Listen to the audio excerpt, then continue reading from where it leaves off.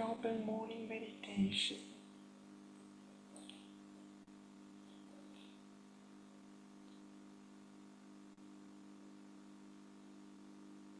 Let us pay attention to our breath.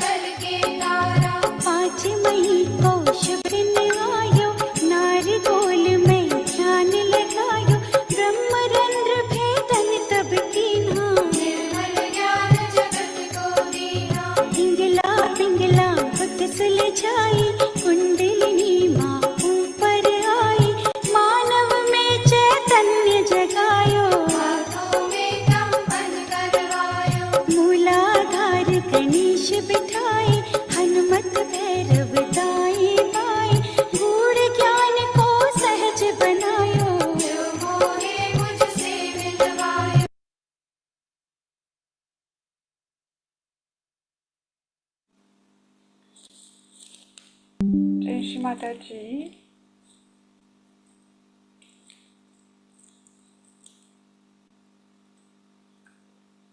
Let us keep our attention on our breath.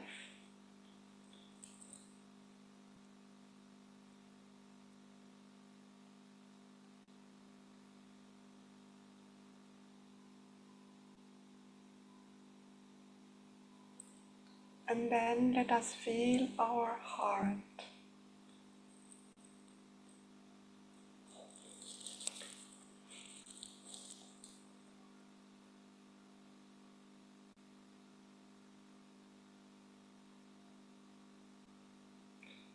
We can put our attention on our central channel.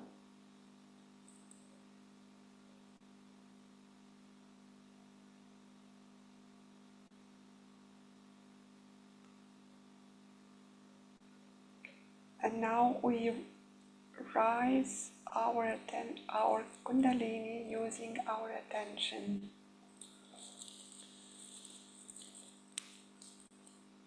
We raise our Kundalini with our attention.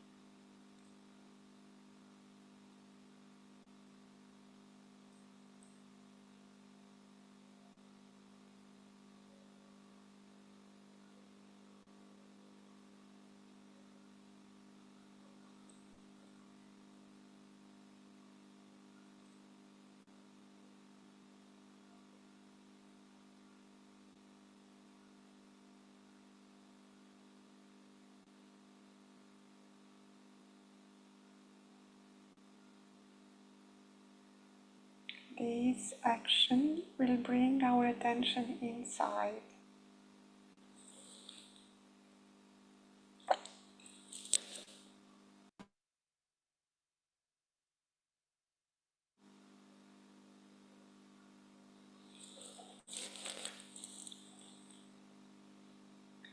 When we reach at the top of our head, we can enjoy the presence of our Kundalini on our Sahasrara.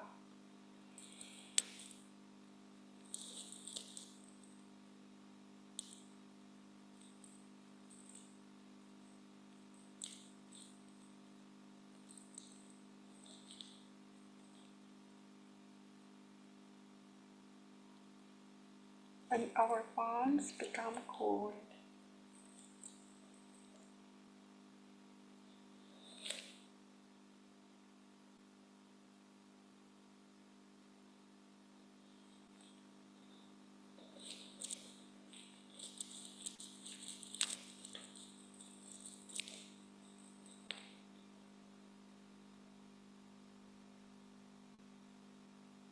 our attention can go now to our Muladhara chakra.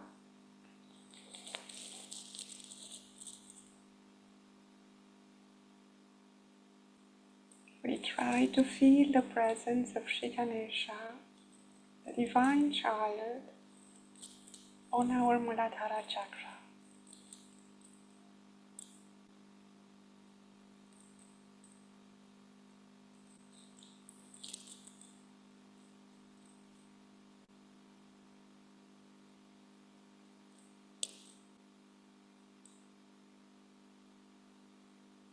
His presence emits joy and purity.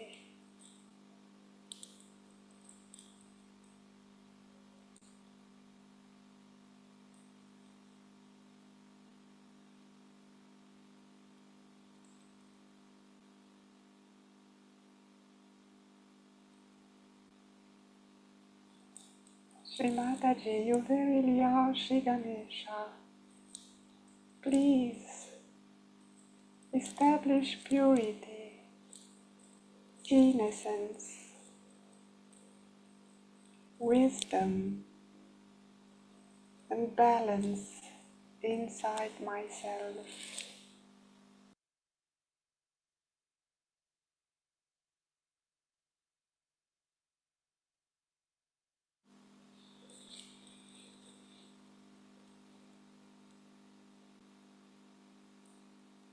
We can take Shri Ganesha's mantra.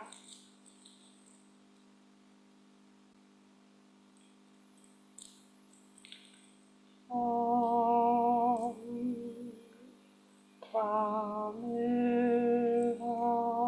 Sakshat Shri Ekadesha Sakshat Shri Adi Shakti Mataji Shri Nirmala Devi Namo Namaha.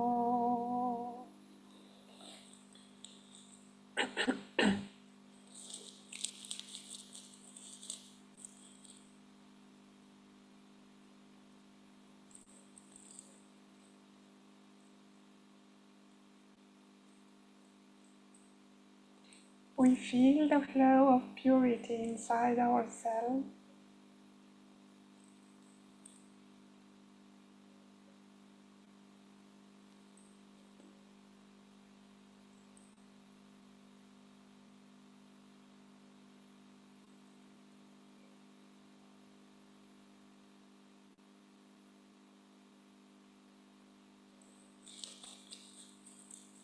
And we try to raise again Kundalini along the central channel from the bottom to the top.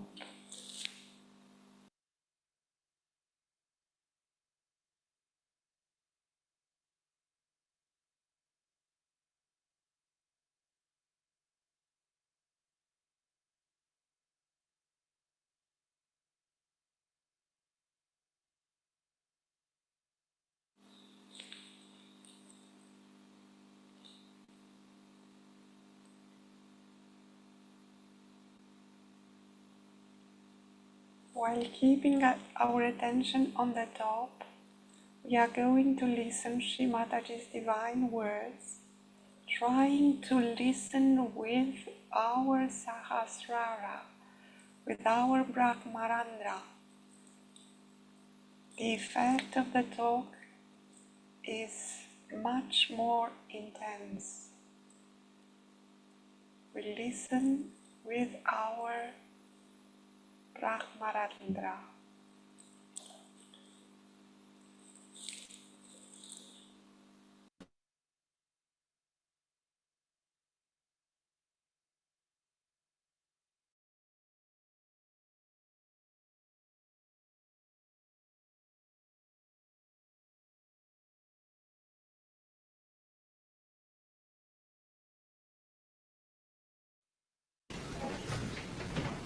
So today is a day according to Indian calendar called as Parivaar Ekadashi. Now today is the 11th day of the moon. 11th day is Ekadashi. Also in SAHAJA Yoga you know about Ekadesha Rudra, which is here, which will ultimately destroy all those things which are not required anymore. That is Ekadashi here. That's the 11th. But today is a special day where we are going to use the power of Ekadasha to do the Parivartan, means the transformation. It is not for destruction but for transformation. It's such a day to be here in New York where we use the destructive powers for the transformation of humanity. So it's a very great day today that we are going to transform people by the manifestation of the Ekadasha. And they are 11 placed over your forehead here, and you know how they work out. So these 10 come out of the destructive powers of the void. Void has got 10 destructive powers also. Out of those 10, the destructive part settles down here. So when a person is on his destruction, say for example a cancer is setting, then you might feel a throb here at the apex of your void, the throb. And it doesn't logically means that if there's a throb there's a cancer. But if there's a cancer there will be a throbbing here going on. That means the force of life is trying to push it. But the obstruction there starts accumulating on both the sides. And in the center is the center of Vishuddhi, of the Virat, where Sri Krishna has become the Virat, the great primordial. So this is the 11th part of destruction. He has a power called Samhara Shakti by which he kills people. So before killing them and finishing them off, in the compassion of your mother, we have to first try to transform them. If they cannot be transformed, then it's all right. Then Ekadasha takes over. So these 11 very great destructive powers will be used by the Kalaki, the one who is going to manifest on a white horse. Before that, today is a very great day, that these powers we are going to use for transformation. Now how can destructive powers be used for transformation? First of all, when people know that there are destructive powers manifesting, they start fearing. They get afraid that we will be destroyed, so we must take to God. That's one of the ways. Secondly, if a person comes to know about any destructive disease like cancer, he wants to find out a method. And there is no method available on a human level. So then he thinks of God and wants to come nearer. The fear brings him closer to God. He depends on God more than on his rationality, than on his ego or something. And he wants to depend on God's powers to cure him or to save him from this destruction. Because he is now on the brink of destruction. As soon as cancer is set in, he knows that there's no end to it and he has to be destroyed. So this is another way the people take to transformation, to change their attitudes, to change their value systems. I have known of many husbands or wives who got cancer and their counterparts became very mild, gentle, kindly, romantic. They tried to give all the love, all the protection, all the good things to a person who is going to die now of Ekadesha. So a kind of a transforming temperament starts coming in a man, that he sees that the person with whom he has lived all his life is now going to be no more. So a kind of beautiful feelings towards the person of giving whatever you have beautiful within you starts, and that's how people develop another kind of personality which was never apparent before. So all the harshness and the aggressiveness drops out and all the sweetness starts pouring in.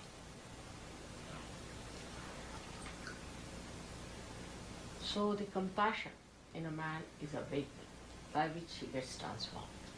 Many people who lost their relations, kith and kin, become much more gentle, kindly, because Ekadesha has expressed its awe.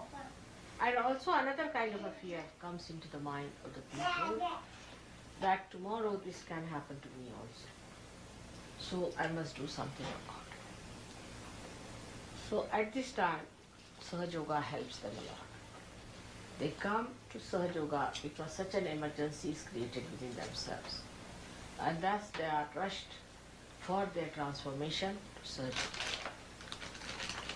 But there's another subtler way this destructive force helps us, by destroying all that is negative within us.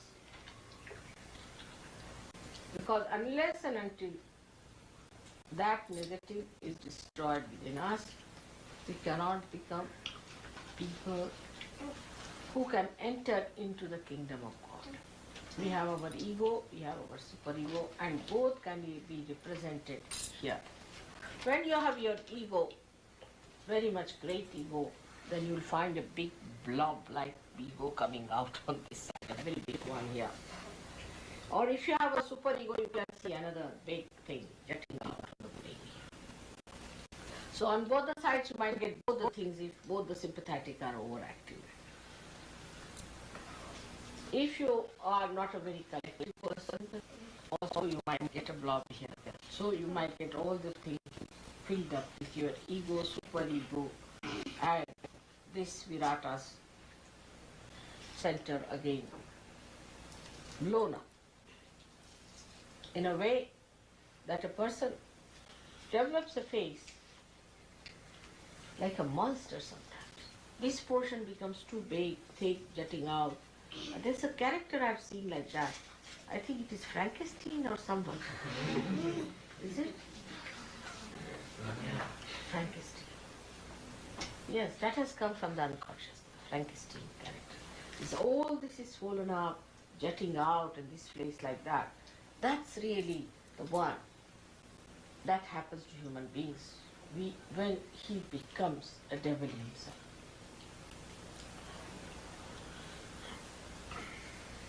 So this is how the Ekadesha works within us to destroy our negativity within us. In India, so many people fast on this for atonement. On the 11th day is very common. You must do Ekadashi. All the Hindus and all these people do Ekadashi. That is the 11th day they don't eat anything at all. But you shouldn't do it after the advent of your mother. Because I am the Ekadasha myself. So why should you do it now when I've come? It was done when I was not here just to call me. So now I'm back here. You need not do this anymore, the penance of Ekadasha. But you have to be careful. Now Ekadasha comes, as I told you, from the word. So firstly it comes when you accept someone as your guru. Say, who are false, who are anti-God, anti-Christ. So you develop a kind of a thickness on this side when it is the person whom you are worshipping as a guru or respecting as a guru, who is a guru to you, who is not really. So you develop a super ego which shows on this side, this part. Now the other side of it shows when a person says, I'm my own guru, I'm practicing my own meditation, I have nothing to do with anybody's guidance, I'm quite all right as I am. Such a person develops the other half. So you have this half developed because of that, and this half developed because of the superego that you get to these false and fake gurus. Now what happens sometimes, that when you get involved into this kind of super ego behavior, at that time it so happens that you might take over from them and start using it for your ego. That's the worst time for it. At that time, what you do is to act like the devils yourself. And once you start doing that, your Ekadasha is completely finished. And then I don't think it's easy to get rid of it. It's very difficult. But if it is one-sided, it's much easier. So today is the day which is called as the Ekadasha, which is going to bring the transformation. When you are transformed, so many things are automatically destroyed within you. As you can see very clearly, that all your misidentifications drop off. The misidentification that I am an American, that I am a Christian, or I am a Jew, I am this, I am that, all these false misidentifications drop. And you become a naked human being first of all. You are a human being. And then a superhuman being without the ego. Without the ego. So your ego is destroyed, your superego is destroyed, your conditionings are destroyed, and all your false ideas about knowledge are destroyed. So what remains and emerges out is the reality. Now see, when a flower becomes the fruit, everything practically drops out of the flower, you can say. Like the calyx is dropped out, then the petals are dropped out, and then the apicalyx is there, that is also dropped out. But what remains is the seed. Actually, if you see, around the seed, all these things develop and the fruit remains. The rest of it drops. In some fruits, some part is used. In some fruits, nothing is used. A very little growth comes out as fruit and becomes the fruit while the flowers are. So in us also, whatever becomes spirit remains, the rest drops. And that is what it is when we call it the Ekadesha, which brings forth the transformation. And one has to understand we have to drop out many things. Some people I've seen, they say, what's wrong? I'm smoking, still my vibrations are wrong. Some say, what's wrong? I'm drinking, still my vibrations are wrong. I'm going to this guru, still my vibrations are there. I'm having the same type of licentious life, still my vibrations are there. Now it goes a very long way. The vibrations are still there.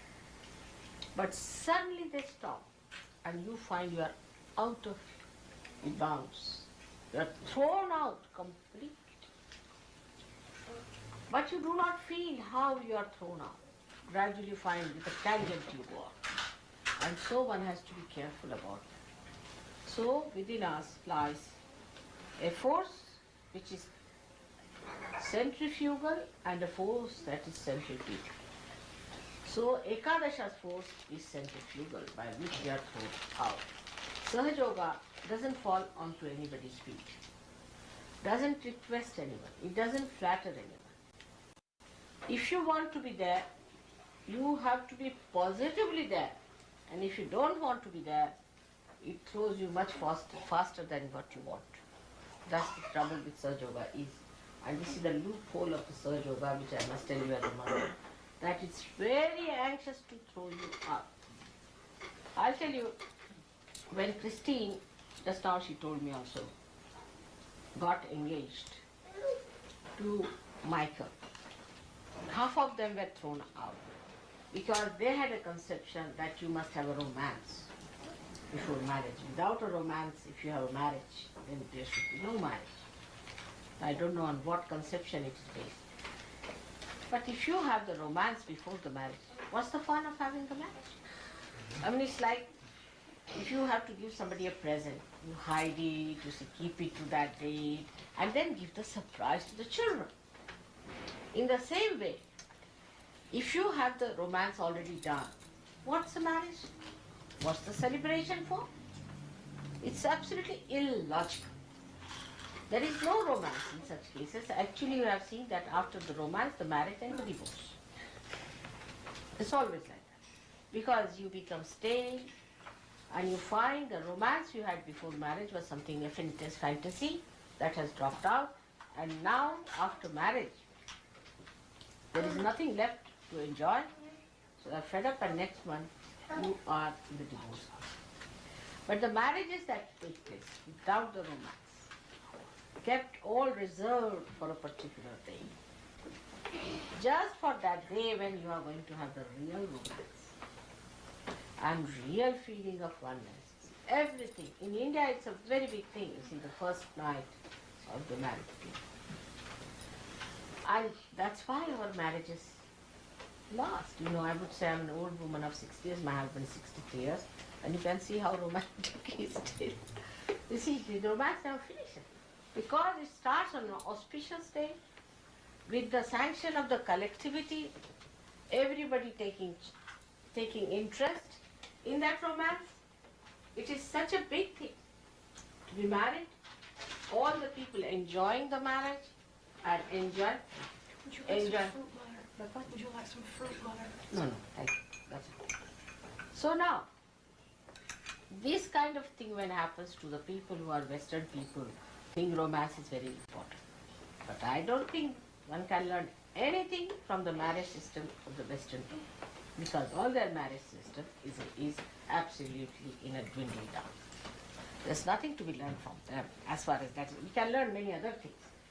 For example, we can learn how to operate a camera. But to operate a marriage is better you learn from India. They have a very solid system of marriage. First of all, the way they are trained from childhood, how to make a marriage successful. Such a lot of importance is given. Then without the horoscope, they will not marry. Without the auspicious date, they won't marry. Everything they work out in such details so that the marriage cannot fizzle out. Moreover, it is worked in such a collective way. For example, supposing my husband wants to trouble, say for example, you see. So, the sister of my husband will take him to task.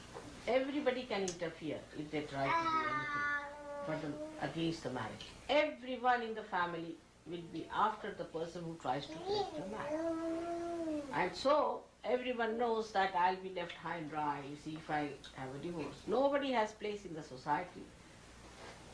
But in England, when we went first, we were shocked. They had no shame about this. I'm already divorced thrice, and this is the fourth woman I'm living with. So shocking for us, oh God. To us, a divorce means worse than leprosy. Why are you divorced? What's the problem? How can you be divorced? Such an auspicious thing is the marriage. Such a blessing it is. It is God blessed. How can you do it? It's such a big fall. And that's how it works out. And in no way we are less than you people as married, because we can produce much more children than you can produce. And children only want to be born in India, not anywhere else. You will be surprised. That's the problem we are facing. Our population problem comes from the point that the marriages are so successful, the people are so peaceful, that children hate to be married in nightmares of New York. Naturally, because you don't know where will be the mother tomorrow and where will be the father. Now we are blamed for a high rate of fertility, but what to do? Children don't listen. They don't want to go to all such places where there's no stability for them to exist. Especially the realized children, if they are of a very high quality, they do. I mean, they have to be like daredevils to get into this thing, so they may try. Or maybe the real devils take advantage of it. But normally, people who want peace in life, who want joy in life, and the love of their parents, want to be born in India. And that's why recently you will find that India is growing so fast in population that we don't know what to do. So this marriage system came in, which shocked them because they couldn't understand there has to be a romance and this and that.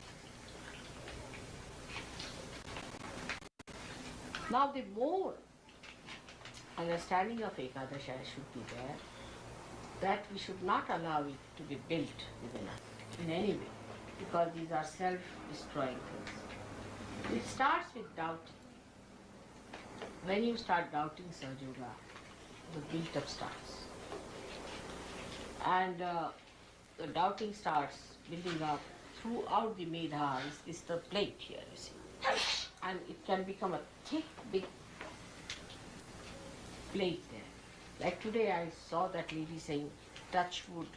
You see, touch wood means this wood. You see, touch wood means there should be no wood here anymore, you see. Or you can say touch stone. If you say something like a bragging, you say, no, touch wood. I am not meaning that. I mean, people are quite conscious. Unconsciously they say, but they are quite conscious not to say something that would sort of give an idea of boastful nature or something bragging or something big, so that it may go wrong. So they say touch wood, this is the wood. You say Ekadesha. So we are quite conscious of this force building within us, and now we have to be conscious that this force is going to transform. So today we are going to pray that this force has to transform America through its capacity to frighten people so that they come to Sahaja Yoga. Because when things have reached this stage of ego, then when people say, what's wrong? Like in England, when I started talking first, they said this is Victorian woman out of date, absolutely useless. So I said, all right, I don't say anything, but you will have such diseases that you will have to come back. That was the time they passed the law that homosexuality should be allowed, permissiveness should be allowed, and all these things should be allowed. And now you have 8. You have 8 now here, already operating. Now the 8s have given the fear of the Ekadesha. Now have it. What's wrong? What about that? So this awe and this fear is very important. It's an extremely important thing that we must have the awe and the fear that God is Almighty and we are nothing before. Here we have to remember that we are part and parcel of that God, and that we have to awaken ourselves to the consciousness that He is a whole and we have become one with the whole. That's how we are going to overcome our Ekadesha. So today I bless you all with the power of Ekadesha, which is going to transform.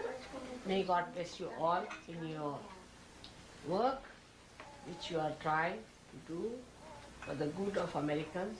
It is your responsibility to save America. You know it is a Vishuddhi Chakra.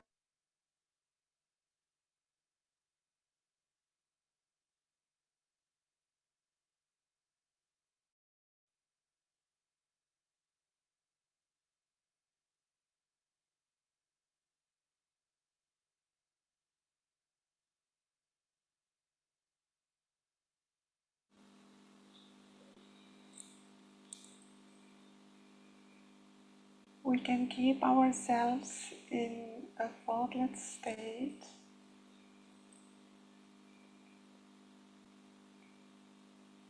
The attention is on the top of our head,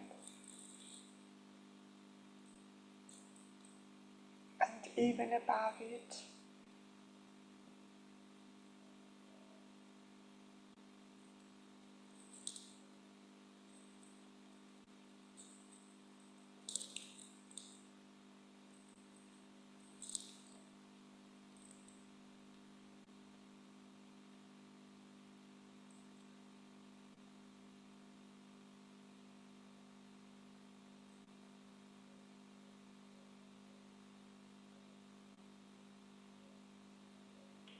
And let us feel the transformation that takes place in this thoughtless state.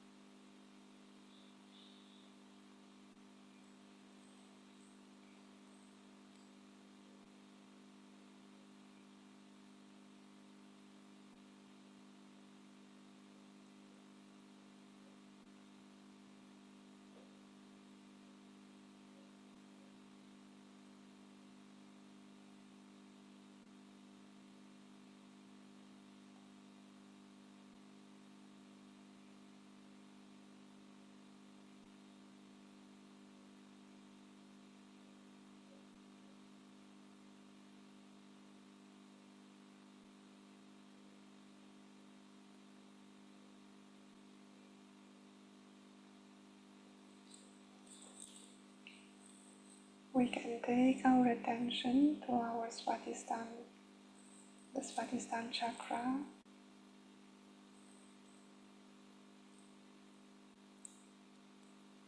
in the center.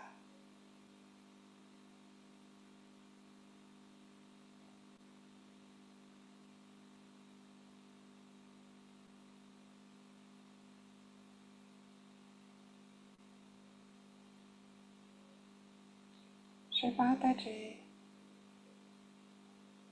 by your grace, please destroy all the false knowledge and the impure attention from my Swadhisthana chakra.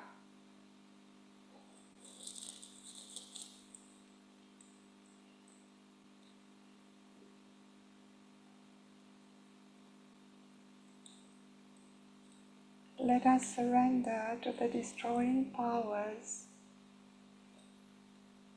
expressed in our Swadhisthana chakra.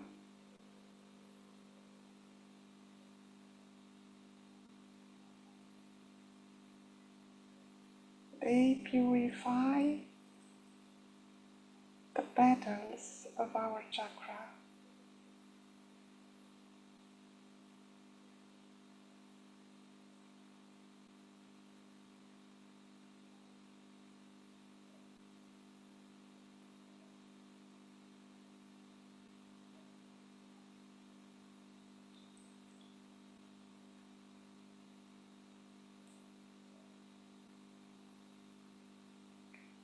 Shri Mataji, please integrate the pure knowledge and my pure attention into the collective consciousness.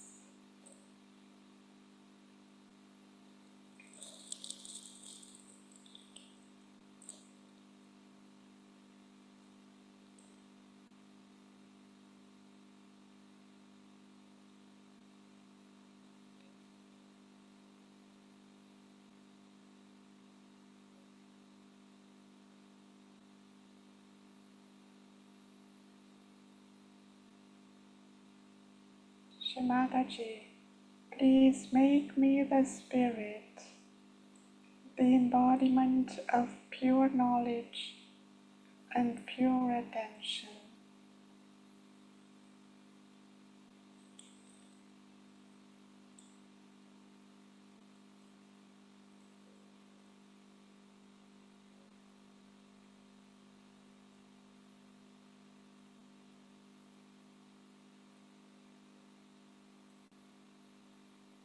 Let us have a strong desire in our heart to become the spirit, the embodiment of pure knowledge and pure attention. Let us feel that we want this with the strength of our whole being.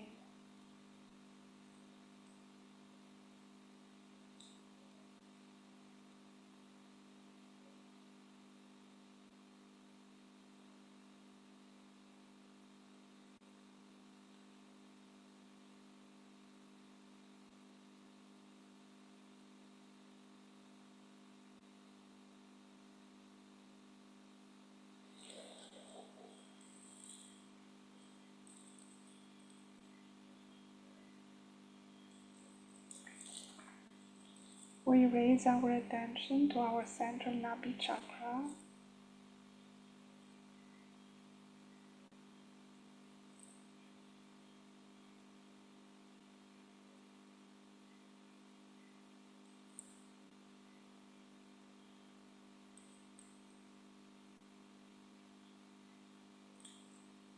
Shri Mataji, by your grace, please manifest the transformation in my Nabhi chakra.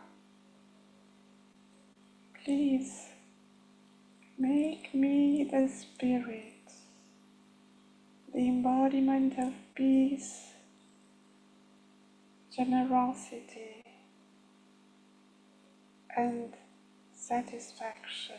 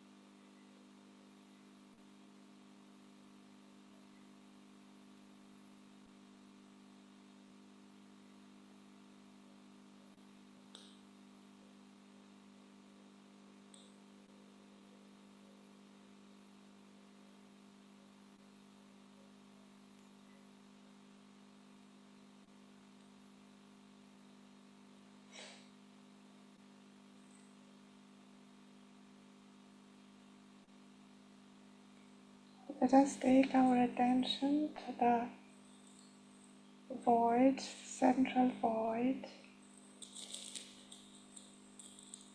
at the apex of our abdomen.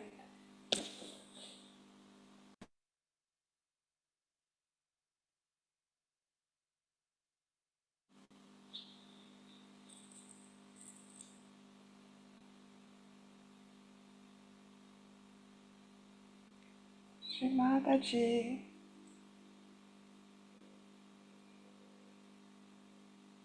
I am so deeply grateful that you found me, that you made me your disciple. You are my true Guru, my eternal Guru, my only Guru.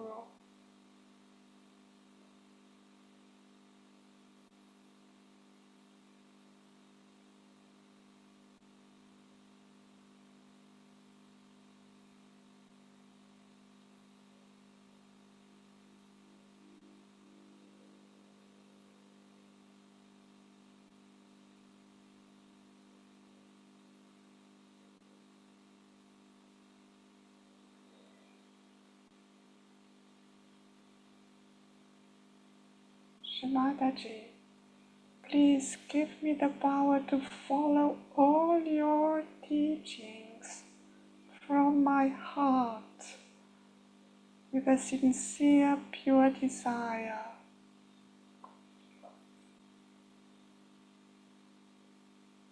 You are the salvation of the whole world.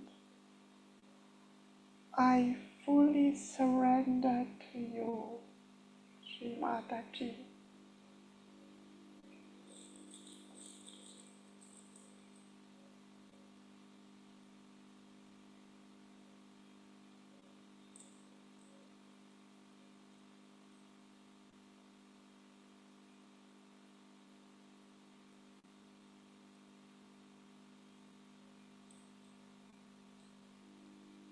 Shrimadaji, O Divine Guru,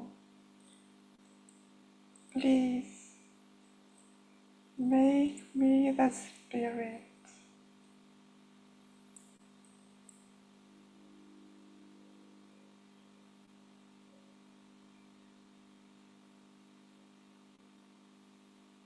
Otherwise my life has no meaning,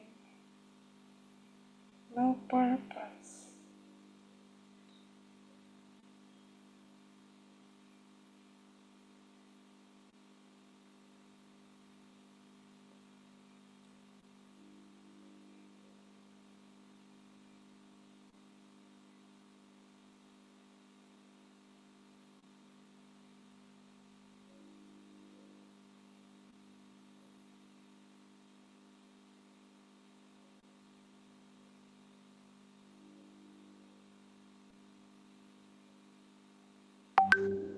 Let us take our attention higher to our central heart.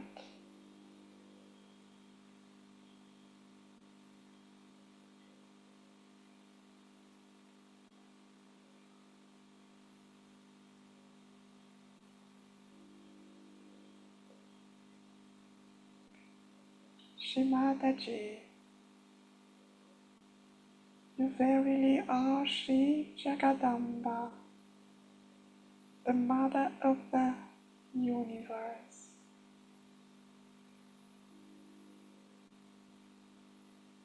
I am nothing.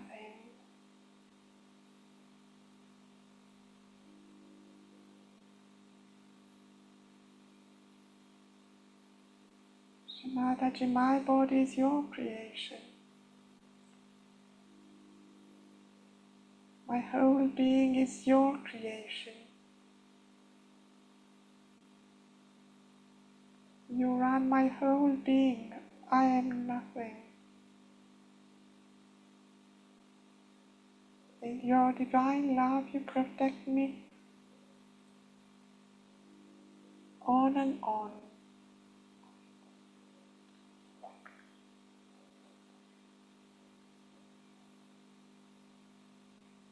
Shimataji, I fully surrender to your protecting powers.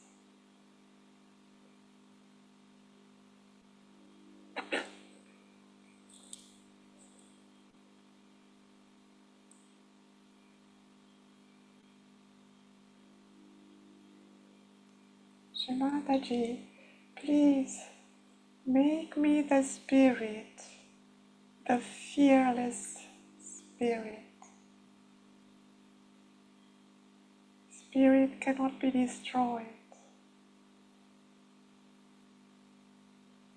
Please, Shimataji, make me the fearless spirit.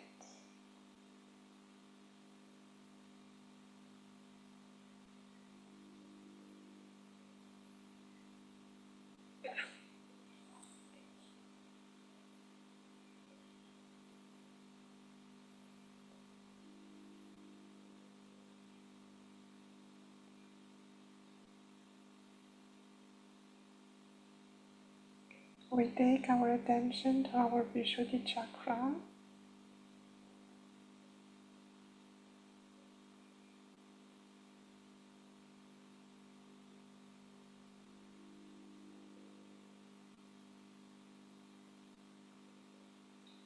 Shimataji, you verily are the creator of the divine play. I am nothing. I just watch your beautiful creation.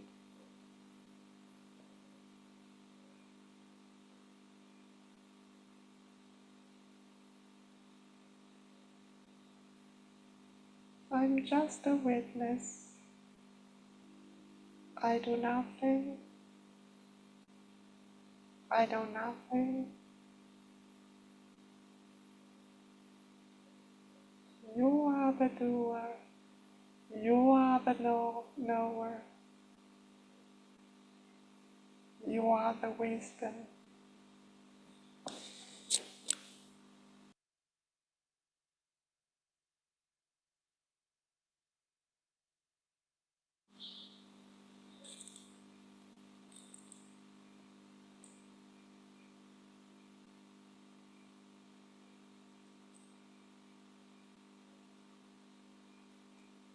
Our attention goes to our Agya chakra.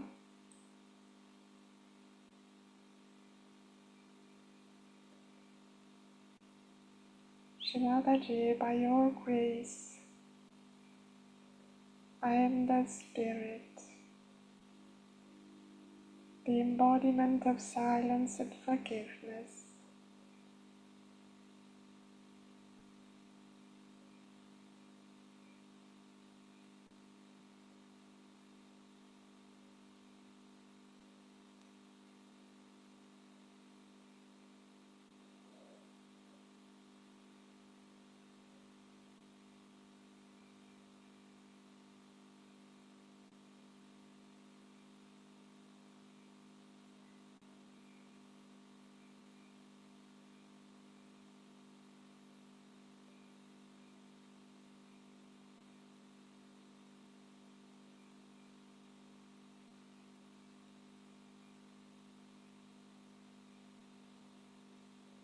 Our attention goes on our Sahasrara and above it.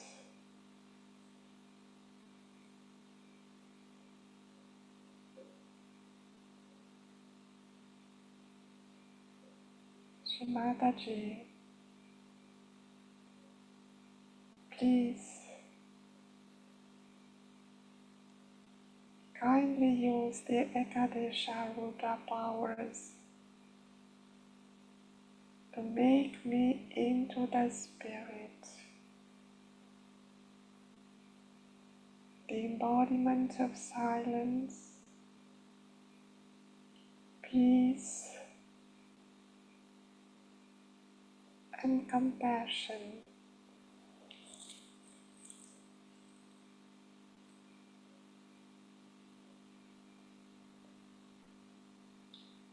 Let us keep the thoughtless state to allow the Ekadesha Rudra perform the transformation of our being into the pure spirit.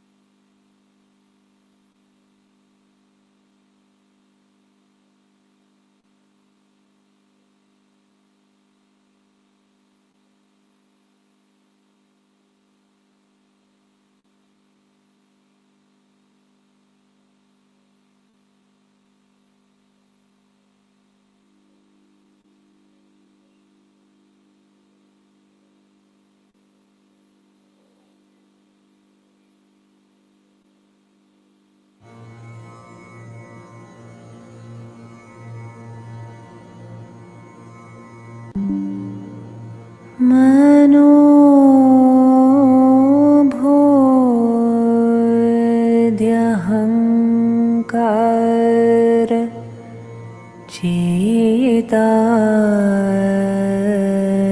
चेतानेनाहम् न चाश्रोत्रजीवे न चाघ्राणनेत्रे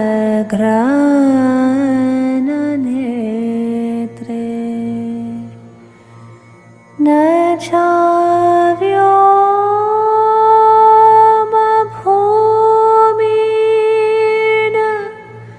तेजो न वायो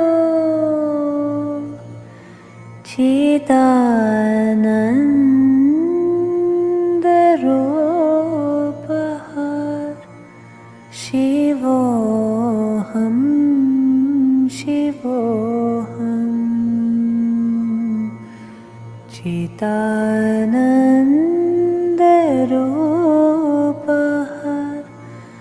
शिवोऽहं शिवोऽहम्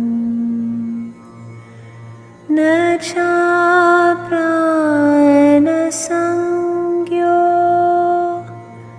न वै पञ्चवायो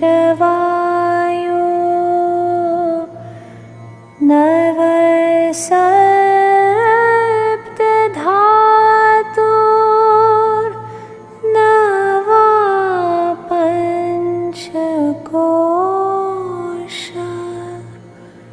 नवक्पानिपादं न चोपस्तपायु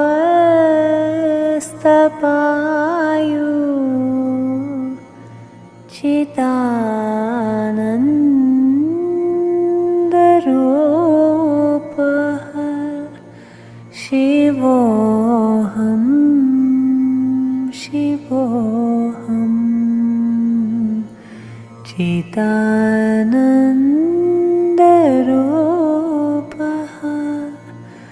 शिवोऽहं शिवोऽहम्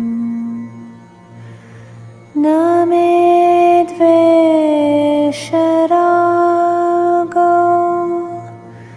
न मे लोभमोहो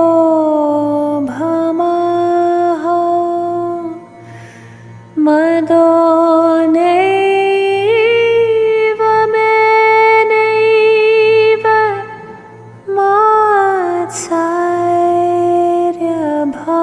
मात्सर्यभावः न धर्मो न चार्थो न कामो न मोक्षः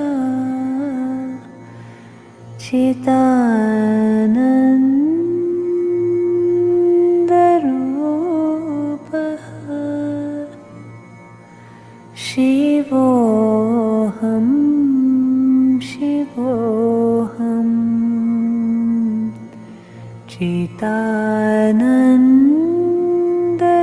चिदानन्दरूपः शिवोऽहं शिवोऽहं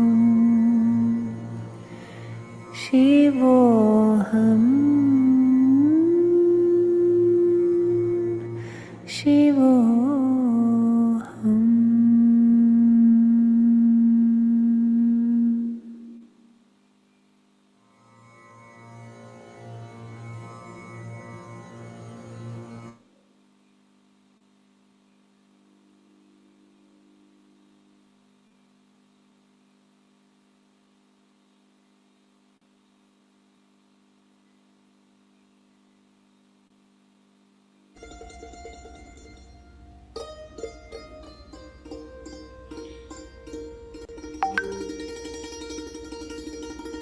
We can now open our eyes माता जी, इसमें जो कंपोजिशन जो गाते हैं वहाँ वो ऐसा and है। thank Shri Mataji from the bottom of our hearts. Thank you, Shri Mataji, for making us your spirit. Please keep me at your lotus feet forever and ये तो ever. इसका यहाँ का स्वरूप है और उसके बाद We can bow down, raise our kundalis and take one down. Jai Shri तो Mataji. रंजनी तो रखा है और माँ ये आपके नाम से जुड़ा हुआ है, निर्मल रंजनी। आज्ञा चाहता हूँ।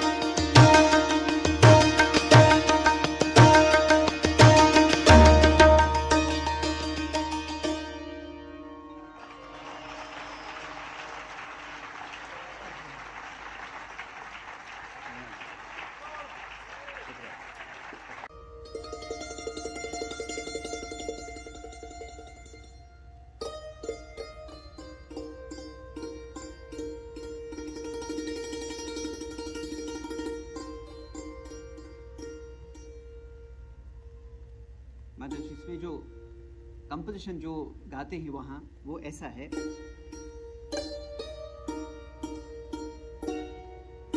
हर सुबह दम सजदा बखोए खुदा हुनम।